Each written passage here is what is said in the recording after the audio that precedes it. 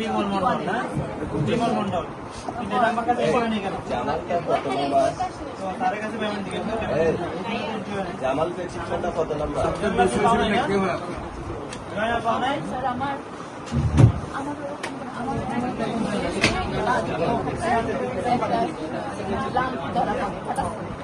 আমার ছেলে পরে আমি ওখানে গেছি, তখন ধরা পড়ে তারপরে আমি হাত দিয়ে দেখলাম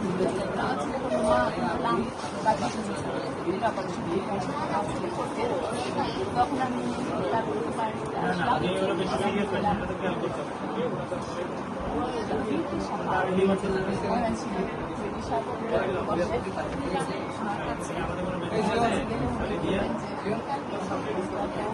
বিয়ে করানো পরীক্ষা করানো হলো।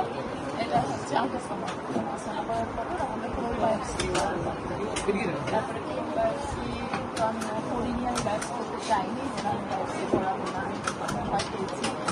তারপরে আমাকে নিয়ে যাওয়া